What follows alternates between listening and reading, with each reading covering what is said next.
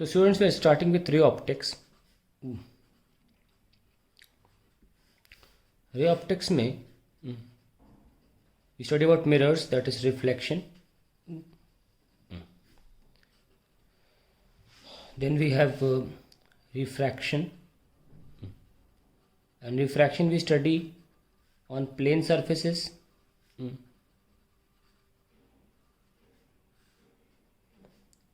spherical surfaces, and prism. यही हमारे syllabus में रह गया है. ऑप्टिकल इंस्ट्रूमेंट्स बोर्ड एग्ज़ाम से हटाया जा चुका है. ये एक और चीज़ थी, तो ये हम नहीं करेंगे क्योंकि मैं ये वीडियो बना रहा हूँ ये typically for board examination purpose है. उसमें से मिरर भी हट चुका है, पर एक बेसिक आइडिया 10 मिनट लगेगा, मिरर ख़त्म हो जाएगा उसमें. ठीक है. So we starting with ray optics.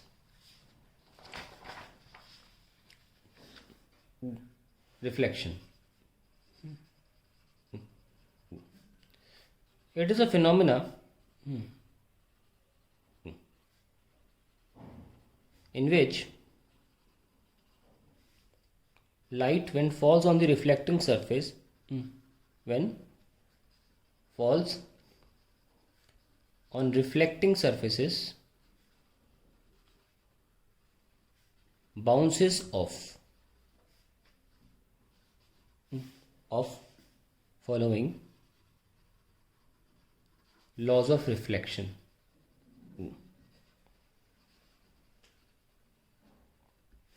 क्या होते हैं लॉज ऑफ रिफ्लेक्शन? पहला, angle of incidence,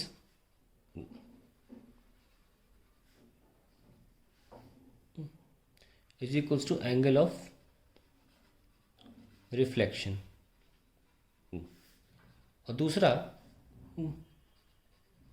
the reflected ray, normal ray and incident ray,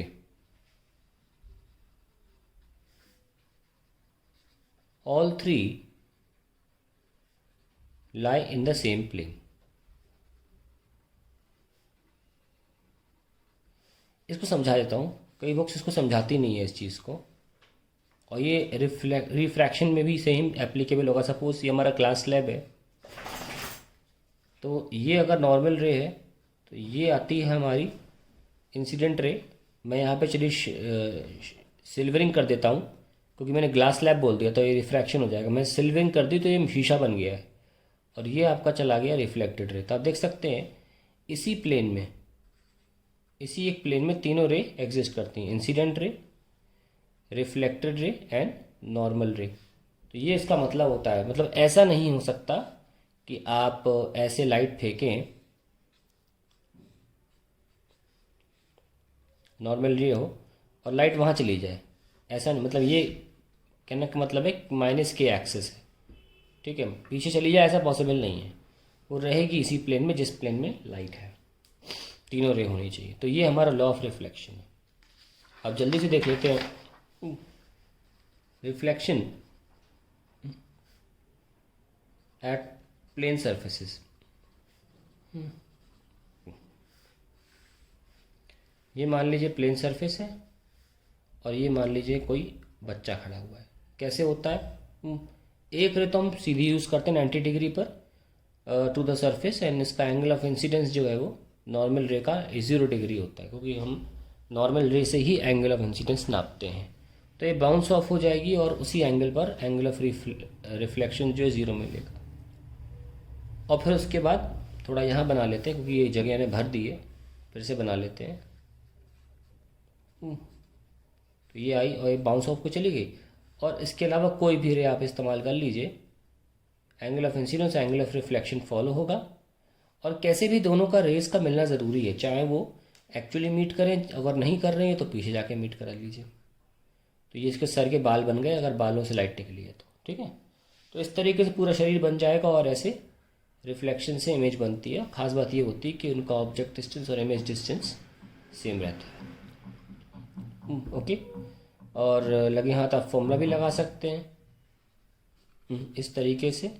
जिसमें कि हम देख रहे हैं कि इमेज वर्चुअल है तो माइनस वी और यू, क्योंकि वी और यू बराबर हैं तो 1/f 0 आ जाएगा, तो f आ जाएगा इन्फिनिटी। और हम कह सकते हैं कि for a plane mirror the focal length is infinity. मैं डिफाइन करूंगा बाद में फोकल लेंथ को, लेकिन अभी नहीं। इस इन्फिनिटी तो प्लेन मिरर में ऐसे बनती हैं चीज़ें। आई स्फेरिकल सर्फेसिस या कॉनकेव या कॉन्वेक्स मिरर में कैसे होता है? कॉनकेव मिरर ये है, फॉलो हम वही करते हैं कि भाई नॉर्मल रे होगी तो angle of incidence is equals to angle of reflection. जैसे कि पैरेलल आ रही है, कहाँ जाएगी? तो नॉर्मल तो सेंटर से बनाया जाएगा ना, क्योंकि सेंटर से जो लाइन निकलती है उसे रेडियस बोलते हैं और वो स्फीयर के 90 डिग्री पे गिरती है। तो नॉर्मली तो यही होगी। तो ये मान लो थीटा है तो ये भी थीटा ही होगा। और नोटिस किया तो ये एफ आया और ये 2f था, ठीक है। तो कैपिटल आर और ये एफ है कि नहीं। तो इस तरीके से हम डायग्राम बनाते हैं। आफ्टर हम देख सकते हैं कि हम वही चीज़ फॉलो कर रहे हैं जो हमने प्लेन मिरर में फॉलो की थी, जैसे दैट इज नॉर्मल रे ये है और ये इंसिडेंट एंगल और ये रिफ्लेक्टेड एंगल। कॉन्वेक्स में देख लेते हैं। कॉन्वेक्स मिरर में मान लीजिए ये आ रही है, अब कहाँ जाएगी? तो आप सेंटर तो यहाँ होगा ना अंदर, सेंटर से एक नॉर्मल रे बना लीजिए और थीटा ये है और उसी थीटा पर ये वहाँ चली जाएगी। इसको एक्सटेंड करिए, यहाँ मीट करेगी और इस तरीके से हम इमेज बना सकते हैं। एक और रे आप ले लो जो इस जगह को पोल बोलते हैं, यहाँ पे गिरेगी, angle of incidence angle of reflection बराबर है, इसे प्रोड्यूस करिए, ये आपकी इमेज बन गई। तो ये कुछ मिरर के बारे में जल्दी मैं इसलिए ख़त्म कर रहा हूँ क्योंकि 10वीं क्लास में या 9वीं क्लास शायद पढ़ रखा है आपने, ऊपर से मिरर सिलेबस में भी नहीं है, तो इस no point in wasting time in it, ठीक है। सो ये सब मिरर्स के डायग्राम है, कहीं किसी कारण ये काम आ जाए तो आपके, तो यहाँ पे हम मिरर्स या रिफ्लेक्शन को ख़त्म कर देते हैं। हम आ रहे हैं रिफ्रैक्शन पे।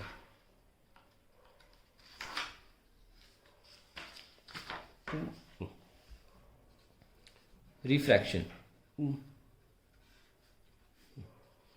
when a ray of light travels from one medium to another,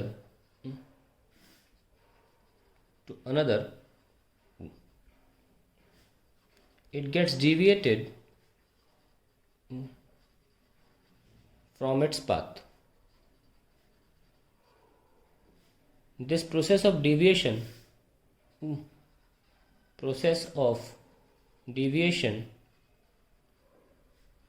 of an oblique ray, oblique बोला क्यों? क्योंकि नॉर्मल रे डिविएट नहीं होती, तो ये इंपॉर्टेंट है बोलना। Of an oblique ray is called refraction.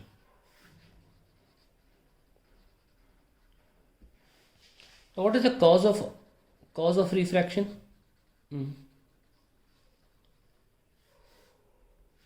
See, light is an electromagnetic wave. मान लीजिए इलेक्ट्रिक फील्ड और ये मैग्नेटिक फील्ड।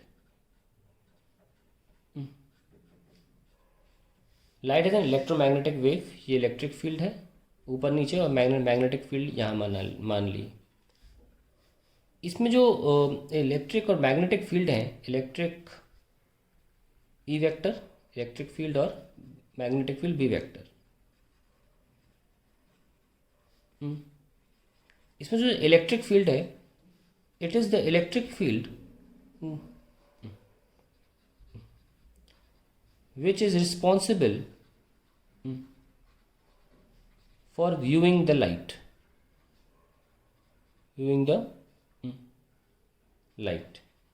क्यों ऐसा क्यों होता है? ये आपकी आई है और यहीं कहीं आपके रॉड्स एंड कोन्स पाए जाते हैं रेटिना में।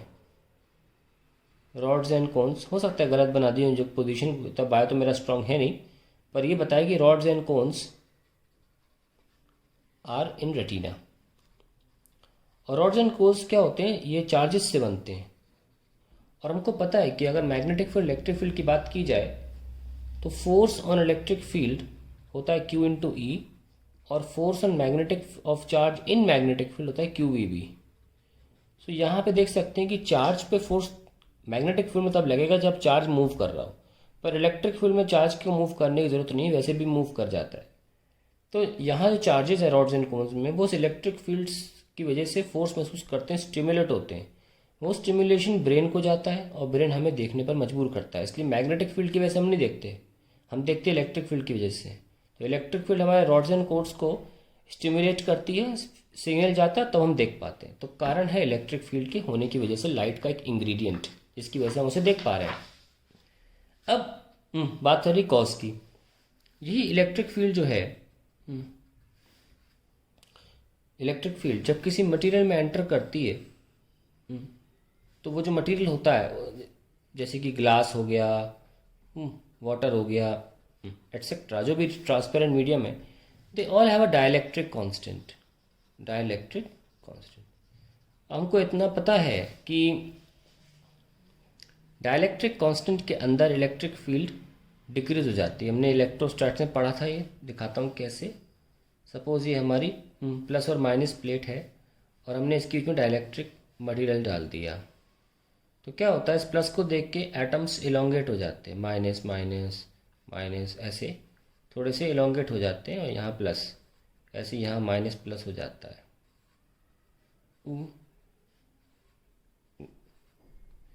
और प्लस से माइनस एक इलेक्ट्रिक फील्ड इंड्यूस हो जाती है, जो कि इस स्ट्रेचिंग ऑफ एटम्स की वजह से हुई इनसाइड द डाइलेक्ट्रिक मीडियम।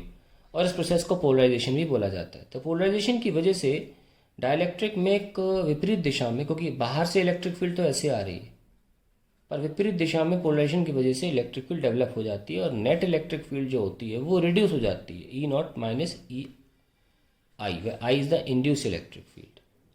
अब इलेक्ट्रिक फील्ड रिड्यूस भी होती है, तो उससे फ़र्क ये पड़ता है कि हमारे पास जो लाइट है उसमें इलेक्ट्रिक फील्ड कंपोनेंट भी है और मैग्नेटिक फील्ड कंपोनेंट भी है। अब इलेक्ट्रिक फील्ड जैसे, यानी कि जब लाइट एंटर करती है ग्लास में, when it enters the glass, the moment it enters, इसमें से एक कंपोनेंट जो है, which electric field, gets disturbed, because glass एक डाइलेक्ट्रिक मीडियम है। ये इलेक्ट्रिक फील्ड कंपोनेंट जो लाइट का है वो डिस्टर्ब हो जाता है। डिस्टर्ब कैसे होता है, वो छोटा हो जाता है, ना कि सिर्फ वैल्यू में बल्कि डायरेक्शन में भी। नेट लाइट जो होती है वो बदल जाती है। तो अल्टीमेटली हम ये कह सकते हैं that electric field component of the light gets disturbed when it enters the transparent या refracting medium, which is the cause for refraction. बहुत डिटेल में नहीं जाएंगे, फिर बहुत मैथमेटिक्स लग जाएगी इसमें। मैंने इसको अपने एक लेक्चर में बहुत डिटेल में समझाया, 1 घंटे में। मैं क्लास में पढ़ा रहा हूँ, बिल्कुल नीचे आपको प्लेलिस्ट में मिलेगा ऑप्टिक्स में। तो मैं क्लास में पढ़ा रहा हूँ, मैंने पूरा 1 घंटे एक्सप्लेन किया है कि ये कैसे होता है। डिटेल में नहीं जाते, एक बेसिक आइडिया होना चाहिए। कोई पूछेगा रिफ्रैक्शन क्यों होता है, तो लोग गलत आंसर देते हैं, कहते हैं स्पीड कम हो जाएगी, वेवलेंथ बदल जाएगी, सब फालतू आंसर है, गलत है। इसका सिर्फ एक ही आंसर सही है, और वो ये है कि जब लाइट एंटर करती है मीडियम में, तो मीडियम डाइलेक्ट्रिक होने के कारण, मीडियम के डाइलेक्ट्रिक होने के कारण इलेक्ट्रिक फील्ड रिड्यूस हो जाती है। ये हमने इलेक्ट्रोस्टैट्स में सीखा है कि डाइलेक्ट्रिक मीडियम में हमेशा इलेक्ट्रिक फील्ड रिड्यूस होती है। जब इलेक्ट्रिक फील्ड रिड्यूस होगी तो मतलब डिस्टर्ब होगी, ना कि सिर्फ वैल्यू में बल्कि डायरेक्शन में भी। और जब डायरेक्शन में इलेक्ट्रिक फील्ड बदलती है तो पूरी की पूरी लाइट की डायरेक्शन बदल जाती है। ठीक है, और वो कारण है उसके पीछे कि लाइट बेंड हो रही है एक स्टिपुलेटेड डायरेक्शन में। हम ये भी देख सकते हैं कि लाइट की स्पीड क्यों बदल रही है।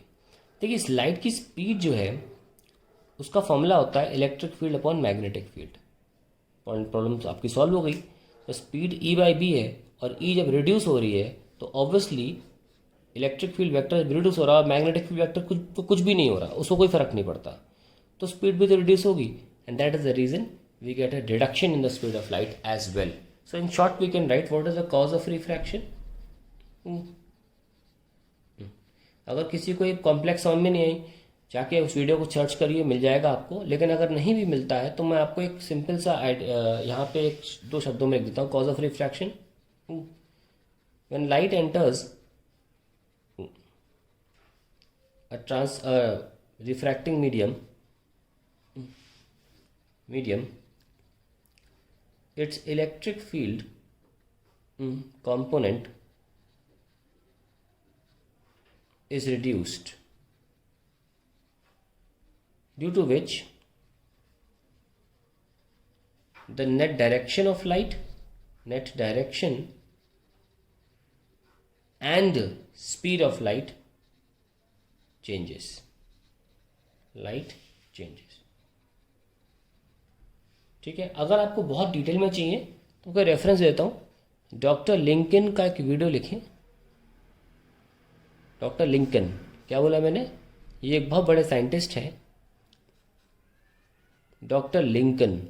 ओके, इनका नाम लिखकर लिखें, why light bends in a medium, ऐसे लिखें। आपको बहुत एनिमेटेड तरीके से मैं जो बता रहा हूँ, बहुत ही खूबसूरती से पता चल जाएगा कि क्या है ये। ठीक है, तो कोई भी और कारण स्पीड के रिडक्शन का अगर कोई दे रहा है तो गलत है, कोई भी और कारण अगर रिफ्रैक्शन का बताया जाए तो वो भी गलत है। सिर्फ यही रीज़न है, क्योंकि ये बहुत कॉम्प्लेक्स है। मैंने काफ़ी कोशिश की है इसको नॉर्मल करने में, तो शायद यही वजह होगी कि किताबों में आधा अधूरा ज्ञान या कहीं गलत बातें लिख दी जाती हैं, जो कि मैं थोड़ा सा पसंद नहीं करता। कि अगर आपको लगता है कॉम्प्लेक्स है तो छेड़ो ही मत टॉपिक को। एनीवेज, किसी को बहुत क्यूरियोसिटी तो डॉक्टर लिंकन लिख के white light bends in a medium, ज़रूर आप उनका वीडियो देखें। नहीं देख रहे हो तो मत देखें, कोई नहीं पूछ रहा आपसे। 12वीं क्लास में कॉज ऑफ रिफ्रैक्शन 7वीं 8वीं क्लास में पूछा जाता था, बच्चे गलत आंसर देते थे कि स्पीड बदल जाती है, विवरण बदल जाती है। छोड़िए उसको, क्यूरियस लोगों के लिए पेज था, otherwise you can leave this ना। आइए लॉज ऑफ रिफ्रैक्शन भी लिख लेते हैं।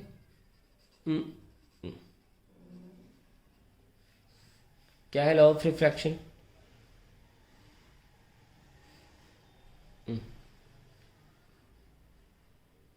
ये एंगल ऑफ इंसिडेंस है, एंगल ऑफ रिफ्रैक्शन। पहला तो ये है, स्नेल्स लॉ बोलते हैं उसको। प्रोडक्ट ऑफ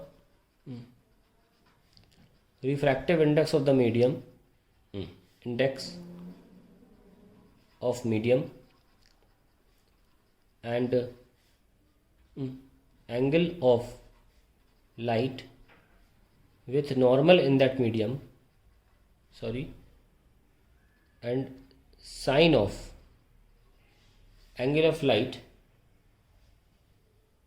दो बार लिख दिया क्या मैंने, इसको ठीक कर लेते हैं। Product of refractive index of medium and sine of angle of light with normal in that medium is a constant. ठीक है, कुछ लोग इस बात को लिखते हैं sine i by sine are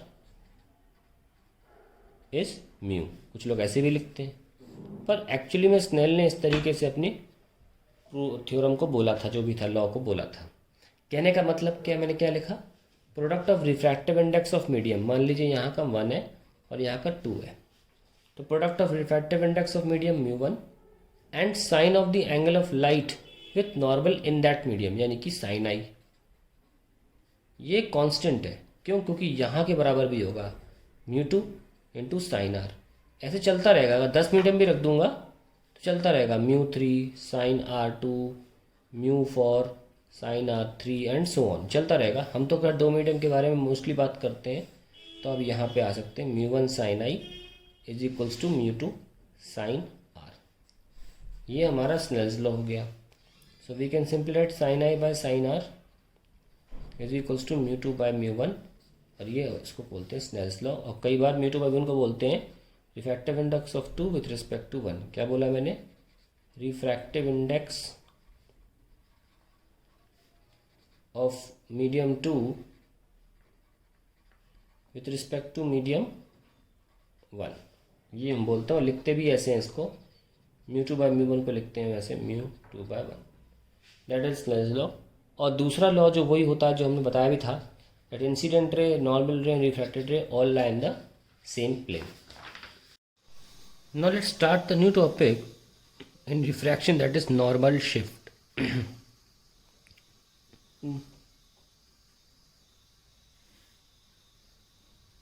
Suppose you have a container filled with water,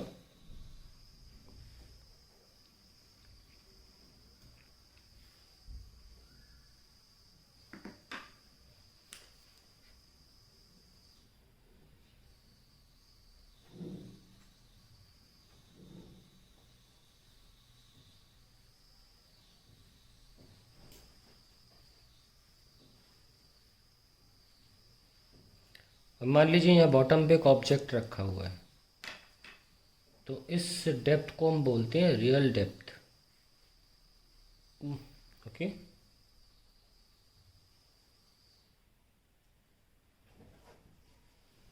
ये पोजीशन बनाने के लिए बना दिया मैंने। और यहाँ से अगर आसपास लाइट है तभी मैं ये कह सकता हूँ कि इसमें से लाइट निकल रही है इस तरह, और away from normal it bends, and ये आँख ने देख लिया है। तो आई जो है वो प्रोड्यूस करती है बैकवर्ड्स, और यहाँ पे वो ऑब्जेक्ट एक्चुअली में दिखेगा। तो अगर ये ऑब्जेक्ट है ओ, तो ये उसकी इमेज है आई। ठीक है, ये इमेज है आई ए ओ। अब एंगल्स मार्क कर लेते हैं, इसको भी खींच लीजिए नीचे तक।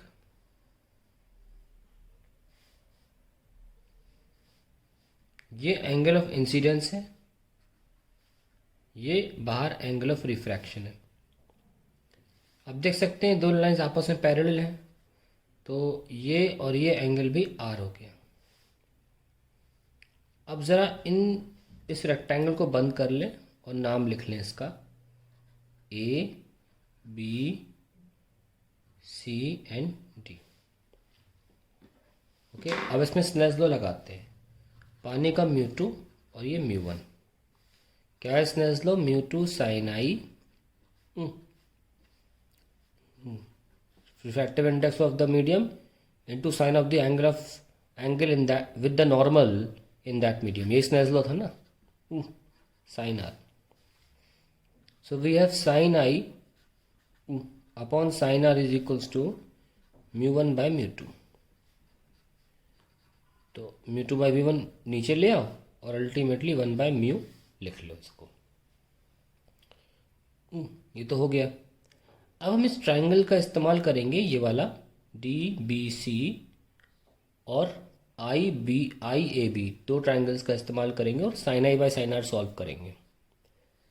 तो देख सकते हैं कि साइन आई जो है वो क्या होगा? Perpendicular C D upon hypotenuse D B. फिर साइन आर भी निकाल लो, ये आर है तो परपेंडिकुलर सामने, A B hypotenuse I B,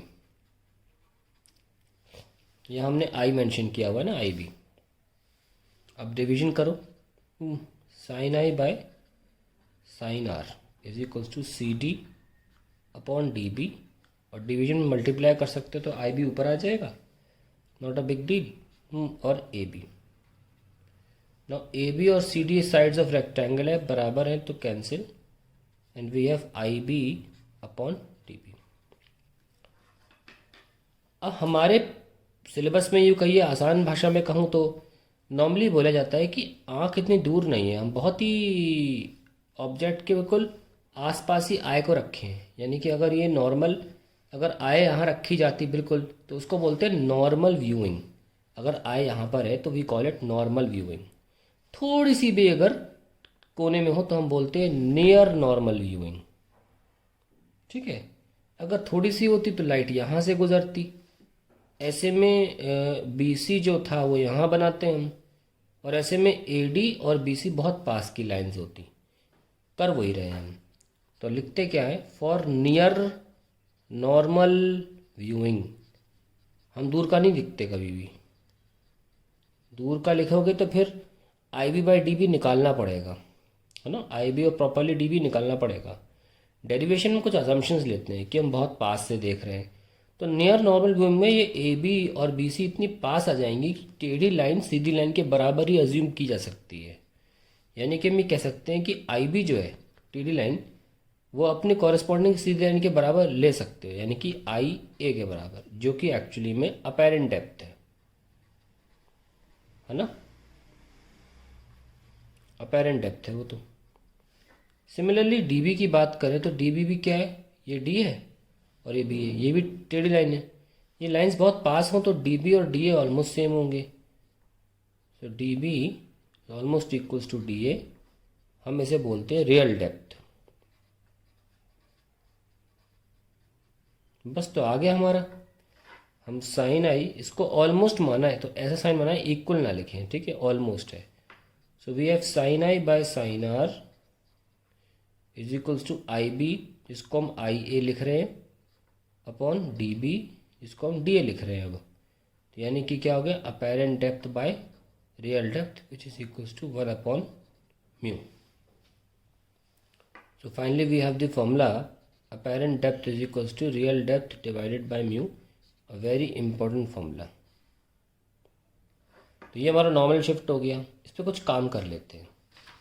जैसे कि मान लीजिए पानी की बात करें, वाटर में जो रिफ्रैक्टिव इंडेक्स है वो 4/3 होता है। यानी कि अगर अपेरेंट डेप्थ निकालें तो आंसर आएगा 4/3 that is 3/4 of real depth. यानी कि अगर पानी में कोई चीज़ रखी है और उसको देखा जा रहा है तो वो एक्चुअली में ज़मीन से